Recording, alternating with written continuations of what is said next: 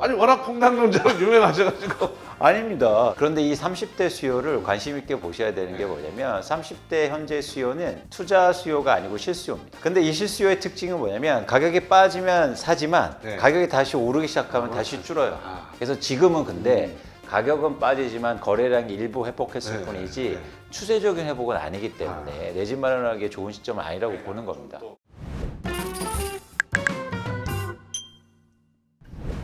자, 이강수 부동산 애널리스트 모셨습니다. 집값 폭락을 전망하신 전문가입니다.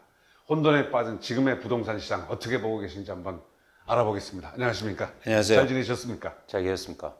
아, 요즘 난립니다. 집값이 이제 반등하는 거 아니냐? 인천 신도시 아파트값 반등 시작했다. 뭐 네. 1월 아파트 실거래가가 7개월 만에 반등했다. 최근에 어쨌든 좀 반등한다는 느낌은 들어요. 네. 어떻게 보십니까? 확실히 거래량도 증가하고 네. 그리고 가격도 계속 떨어지다가 네. 반등하고 있는 건 확실하죠. 네. 근데 중요한 건 뭐냐면 이게 지속성 있는 거죠. 네. 그러니까 현재보다도 향후로 어떻게 될 거가 네. 중요한데 그런 측면에서 전 거래량이 훨씬 더 중요하다고 봐요. 네. 가격은 계속 변할 수 네. 있으니까. 네. 그런데 제가 볼 때 거래량이 다시 감소할 가능성이 큽니다. 근데 어쨌든 지금 보면 이게 거래량인데요. 네. 이게 보면 작년 10월에 558건까지 떨어졌다가 네. 쭉 눌러서 2월에 2,400건, 3월에 뭐 3,000건이 넘은 것 같아요. 이제 아마 최종 집계가 되면. 네. 그렇게 보면 물론 전체적으로 평균으로 내보면 한 6,500건이더라고요. 월간이 서울 아파트인데. 그러면 이게 뭐 어떻게 모르겠지만 치고 올라가면 이게 완전히 이제 또 뭐 사람들이 두려워하는 게 이거 더 떨어질 줄 알고 기다렸는데 집값이 급반등하는 거 아니야. 이거 상당히 서민들이, 이 무주택자들이 이거 고민하시더라고요. 그렇죠. 중요한 건 뭐냐면 저렇게 실제로 보면 1월, 2월, 3월 증가했잖아요. 네. 근데 저기 추세적일 측면이 있어요. 네. 왜냐하면 계속 증가해야 된다는 거죠. 네. 그런 측면에서는 4월에 사실 다시 거래량이 떨어질 가능성이 높습니다. 네. 저희가 그걸 전망하는 이유는 네. 최근에 누가 집을 샀느냐를 파악하는 게 네. 중요해요. 최근에 전국에서 한 3만 5천 건, 3만 네. 6천 건이 거래됐는데 네. 그중에서 30대가 가장 많이 증가했습니다. 30대 돈 없다고 그러더니 어디서 돈이 난 거예요, 그거? 가장 중요한 건 일단 특례 보금자리론. 특례 보금자리. 네, 그러면서 금리가 낮은 그런 대출이 증가했고 상대적으로 소득과 관계없이 대출이 가능했잖아요. 네, 그렇죠. 그래서 특례 보금자리론 중에서 40%가 30대가 받아요. 네. 그러니까 일시적으로 그런 수요가 증가하면서 거래가 증가한 거죠. 그런데 이 30대 수요를 관심 있게 보셔야 되는 게 뭐냐면 30대 현재 수요는 투자 수요가 아니고 실수요입니다. 실수요. 예. 네, 그럴 가능성이 높아요. 네. 근데 이 실수요의 특징은 뭐냐면 가격이 빠지면 사지만 네. 가격이 다시 오르기 시작하면 다시 줄어요. 수요가. 그래서 수요가 계속 붙으면서 올려줘야 되는데 네. 지금 수요의 특징이 실수요이기 때문에 계속 가격을 올리면서 살 수는 없다. 그렇게 보는 겁니다.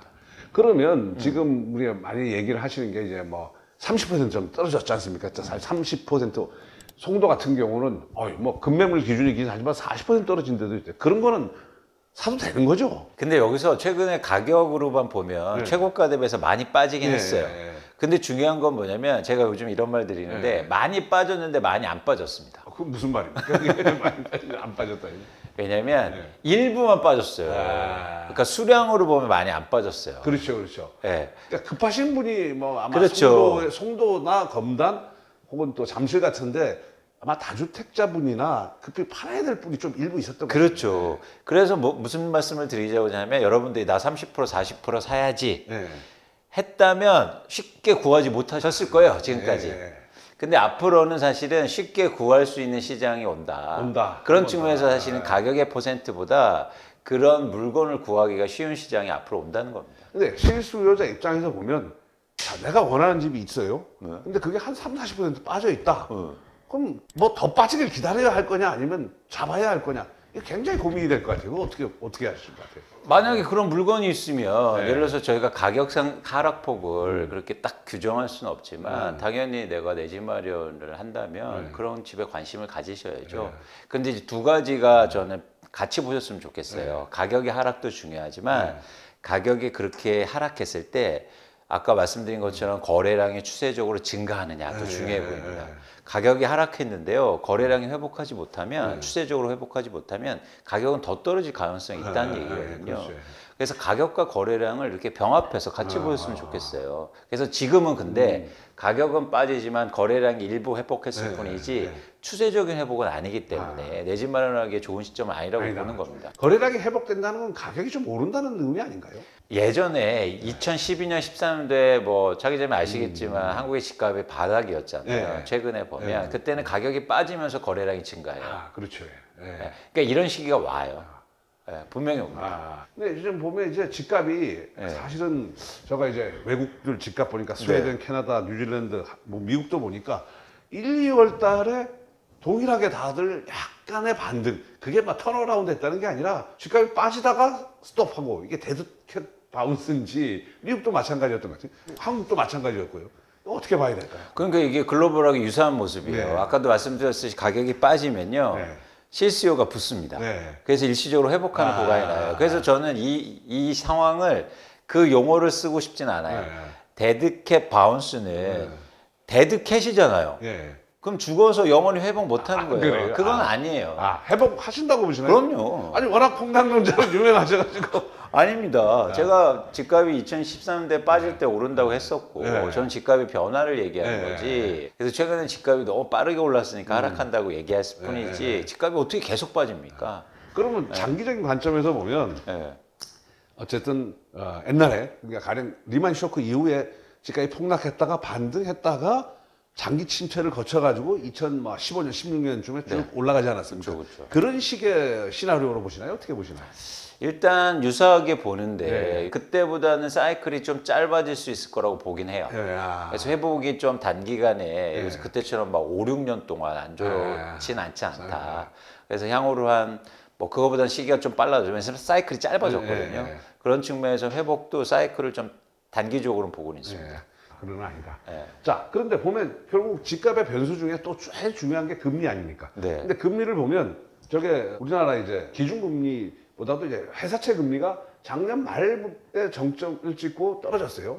그 다음에 우리 예금금리도 마찬가지로 CD 뭐 91물 그러니까 금리가 이렇게 되면 일단 집값이 반등할 수 있는 조건이 된 게 아니에요. 미국도 보니까 기준금리는 어젯밤에 올렸는데 이미 그 모기지 금리는 또 작년 말을 정점으로 해가지고 조금씩 떨어지기 있더라고요. 그러니까 아마 이게 선반영되는 것 같아요. 우리도 기대감이. 어떻게 보세요? 금리하고 집값을 어떻게? 그러니까 금리가 부동산 가격의 변동 원인이긴 확실한데 사실 그게 얼마나 영향력을 많이 미치느냐가 더 중요하겠죠. 그런 관점에서 지금 향후로는 저는 금리의 영향이 지금까지와는 좀 다르다고 보고 있어요. 예를 들어서 중요하게 여러분 생각하셔야 될 게 뭐냐면 금리가 인하돼서 가격이 오르는 게 아니고 금리가 인하돼서 주택 수요가 증가해서 가격이 오르는 거예요. 주택 수요가 증가해요. 이 중간이 중요해요. 근데 많은 분들이 그냥 금리 인하되면 가격이 오른대요. 그렇죠. 금리가 인하돼서 주택 수요가 증가해야 돼요. 근데 이 주택 수요가 증가하기 지금 쉽지 않다. 지금 가격대에서는. 그리고 계속 전세 가격이 지금 떨어지고 있는 상황 속에서는 한국의 주택 수요가 금리가 떨어진 것 자체로만 수요가 올라오긴 힘들다. 그래서 여러분들이 이 중간을 꼭 생각하실 필요가 있어요. 그 단계가 있는 거예요. 영향이. 그렇죠. 그러면 막 경기라든지 이런 부분도 그렇죠. 그래서 경기가 안 좋은데 금리가 내렸다고 아니 내가 쉽게 말해서 회사에서 잘렸는데 금리 내려갔다고 집을 삽니까? 그렇죠. 아니잖아요. 집이 금리가 내려가서 주택 수요가 증가한다는 가정이 필요해요. 요즘 뭐 한국의 수출 상황이 워낙 안 좋고 기업들이 그렇게 되면 사실은 구조조정 얘기도 나올 수도 있고 실제 나오고 있고 이런 부분들이 좀 주택 수요를 회복하는 걸 가로막을 수도 있다는 거예요. 그렇죠. 그래서 과거에도 보면 아까 말씀드린 것처럼 2008년부터 2013년까지 주택담보대출이 7%에서 3%로 거의 반토막으로 떨어져요. 금리가 엄청 빠졌잖아요. 근데 주택 수요가 안 늘어요. 그렇게 경기가 불안하고 금융시장이 위축돼 있는데 금리만 떨어진다고 해서 누가 집을 삽니까? 그러니까 어쨌든 투자 수요의 움직임을 보면서 핀포인트 시기를 예측할 수도 있겠네요. 맞습니다. 그래서 지금 예를 들어서 여러분들이 집값이 회복하고 거래량이 증가한다고 하는데 누가 사는가를 보시자는 거죠. 근데 지금 사는 사람들은 투자 목적의 수요가 아니라는 거예요. 실수요들이 특례보금자리 받고 실수요들이 사는 거기 때문에 지속성이 떨어진다는 거죠. 시장에 진짜 투자 수요가 들어올 때가 오게 되는 겁니다. 우리 앞으로 집값 내지는 이제 무주택자가 어떤 마음가짐이 필요하다. 한 말씀 해주시죠. 시장의 변동 요인을 잘 아셨으면 좋겠어요. 그래서 제가 강조하지만 시장의 변동 요인은 투자로 움직이는 사람들과 투자로 집을 갖고 있는 사람들에 대해서 움직이거든요. 근데 그게 지금은 근본적인 변화가 일어나지 않고 있습니다. 지금 이런 집값과 이런 상황 속에서 투자 수요가 증가하기 힘들어요. 반대로 뭐냐면 집을 갖고 있는 분들은 투자 목적으로 전세 부담 때문에 매물이 증가할 가능성이 높아 보여요. 그래서 너무 그렇게 급하게 생각하지 마시고 중요 지표들 거래량과 그리고 가격을 같이 동시에 보시면서 여러분들이 내 집 마련을 고민하셨으면 좋겠다는 거고요. 마지막으로는 부동산이 주식처럼 뭐 9개월 빠지다가 갑자기 뭐 또 오르고 이러지 않습니다. 그렇지 않죠. 네. 기본적으로 아파트를 사면 7년, 8년 동안 보유하고 거주하셔야 되는 그런 자산이기 때문에 좀 긴 호흡으로 보셨으면 좋겠다라는 말씀을 꼭 드리고 싶습니다.